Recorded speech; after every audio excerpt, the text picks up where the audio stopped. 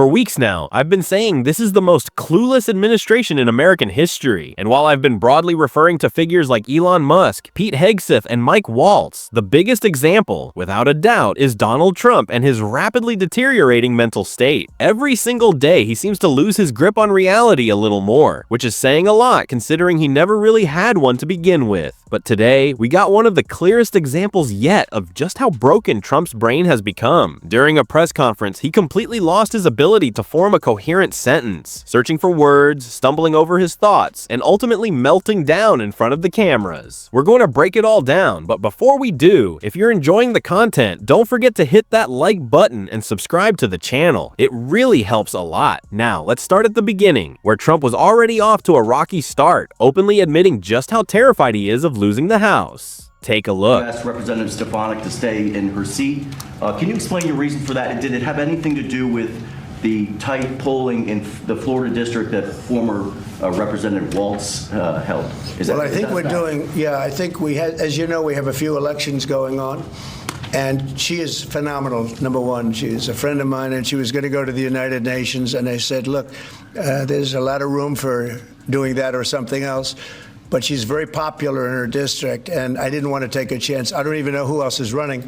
I assume somebody else would have been running. But if she runs, she can't be, you never want to say can't be beaten, but I think can't be beaten. She's very, very well-liked and very smart.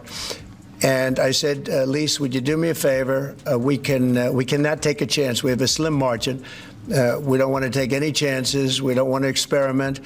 And she polls like I do. I won her district, as you know, by a lot of points. One of the clearest signs of how completely broken Donald Trump's brain has become is the sheer panic he's living in. MAGA is getting booed across the country. Trump himself is facing backlash. His trade war is blowing up in his face. He's backpedaling on his ridiculous idea of making Canada the 51st state. And now, he's pulling Elise Stefanik's nomination. And let's be real, it was beautiful watching her get embarrassed. Why? Because Trump is terrified of losing the House. We're talking about R+20 and R+25 districts, deep red strongholds, and even he thinks they might flip. He knows that if they do, the House could land in Hakeem Jeffries' hands, and all because his agenda is that bad. Trump is spiraling. That's why he keeps trying to project strength, but it's not working. I think most countries are agreeing with me. They actually many of them have actually apologized. They said, look, we have taken advantage. And I don't blame them as much as I blame the people that stood, in this case I can say the men, because so far they've been all men, haven't they? But the men that sat right there and behind the Resolute desk, mostly the Resolute desk, you know. I don't know if you know, you have a choice of 7 desks. The Resolute is the one I like, but some chose other ones. But they sat right behind a desk right in this location, and they let our country be hurt very badly. Yeah. I really don't think foreign countries are apologizing to you, Donald. We just covered this. Mark Carney, the Prime Minister of Canada, made it crystal clear yesterday. They're not apologizing. They're done. They're moving on. In fact, as we discussed, Trump actually bent the knee to him, which was hilarious to see. But no one is apologizing. The entire world knows Trump's trade war is a disaster waiting to collapse under its own stupidity. Of course, Trump will keep claiming the opposite because, well, he has no idea what he's talking about. Take a look at this. Should Americans buy cars now if they want to avoid higher prices? And then just a No, I don't think so. I think you're going to have a country that's going to boom. I just spoke to Tim Cook of Apple. He's investing $500 billion in the United States, which he would have never, he told me, I would never have done it if you lost the election, and I would have never done it if there wasn't a tariff system that is a incentive for people to come. And remember, there are no tariffs.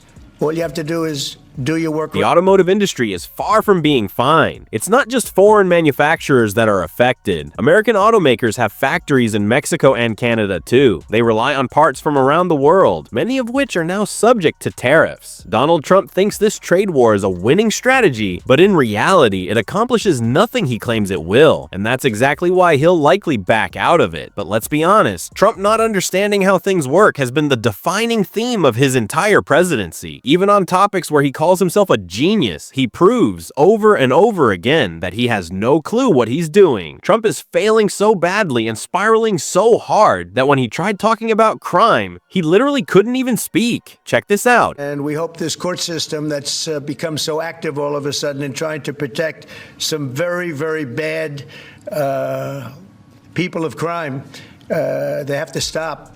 They have to let us do the job. We were elected to do the job. They shouldn't be interfering in that. It's a very sad thing that's going on. Nobody can even believe it. The words literally cannot make their way out of his mouth. People of crime? Do you mean criminals? He's completely lost it. He can't talk, he can't think, he can't do anything. I've touched on this in some of my recent interviews, which I'd love for you to check out, but the truth is Donald Trump is not in control of anything. He wasn't informed about a critical group chat. He didn't know about 4 Americans found dead in Europe. He wasn't aware the Alien Enemies Act was signed. He even tried to claim Marco Rubio did it when he himself was responsible. Trump isn't here. He's not the president. Elon Musk is, or Pete Hegseth, or whoever is running things behind the scenes. And that is terrifying. Even when he's thrown softball questions, he either completely melts down or gives an answer so bizarre you have to hear it for yourself. Like this one right here. Mr. President, I want to say, first of all, happy Women's Month. You do so much for women by, first of all, keeping men out of women's sports, and you platform so many... That was an easy one. That was crazy. You platform so many great women, like your Chief of Staff, Susie Wiles. You also have Caroline Levitt doing a great job as press secretary. Now Alina will be joining as well. Since Democrats seem to struggle answering this question, I wanted to ask you, what is a woman, and why is it important that we understand the difference between men and women? Well, it's sort of easy to answer for me because a woman is somebody that can have a baby under certain circumstances. She has a quality. A woman is a person who's much smarter than a man, I've always found. A woman is a person that doesn't give a man even a chance of success. And a woman's a person that in many cases has been treated very badly, because I think that what happens with this crazy issue of men being able to play in women's sports is just ridiculous and very unfair to women and very demeaning to women. And that's got to be about a 94%. I read today it was a 94% issue. And I watched the other day, a congressman, a Democrat congressman, fighting for the fact that men should be allowed to compete essentially in women's sports. And I say, I hope they keep that going, because they'll never win another election. That's a big deal. But women are basically incredible people, do so much for our country, and we love our women, and we're going to take care of our women. Yeah. So you might be wondering, why? Not just why in the broad existential sense, because honestly, same. But why was Donald Trump even asked that question? The whole "what is a woman" thing has basically become an obsession on the right. But setting Trump up for that question, huge mistake, because obviously he didn't have a good answer.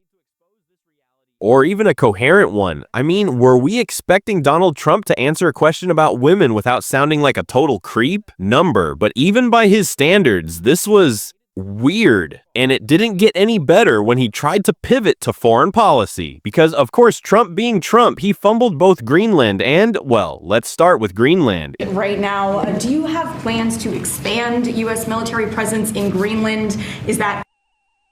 We get along very well with Greenland. We get along very well with Denmark. We've always had a good relationship. Denmark does a lot of business in the United States. We don't do so much there, but they do a lot of business in the United States, and I think they want to see, I think everybody wants to see that work out.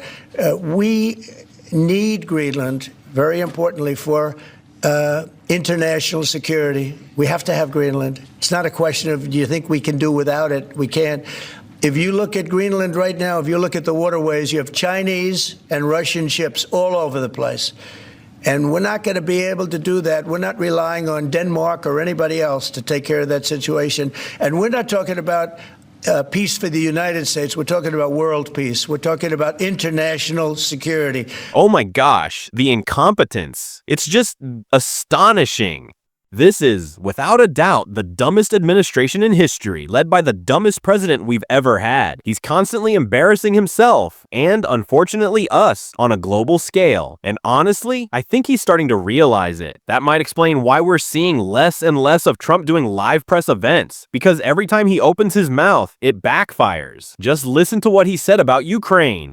Iranian drones are attacking and killing Ukrainians every day. Why aren't you doing something about that? Well, we're going to see what happens with that. I'm getting reports on that, and we're looking at a report. You're right. They make a lot of drones. Iran makes a lot of drones. They make very effective drones, too. They do very effectively at some things, but Iran is very high on my list of things to watch. And as you probably know, I sent them a letter just recently, and I said, you're going to have to make a decision one way or the other.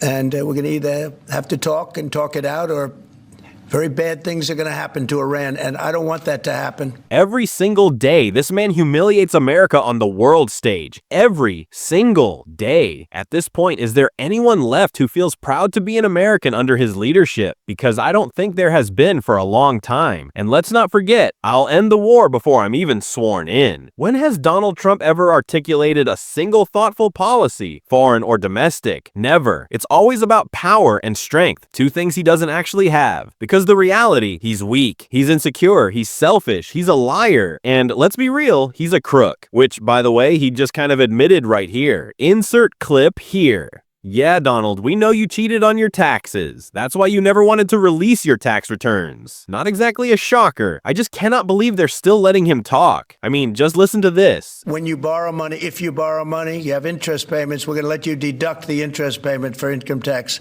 reasons. And I think that's going to more than pay for itself. I think people are going to be they've never had a deduction. You know, deductions are supposed to be for like rich people, and it's unfair to have that. But rich people are, I think I know more about deductions than any human being on earth.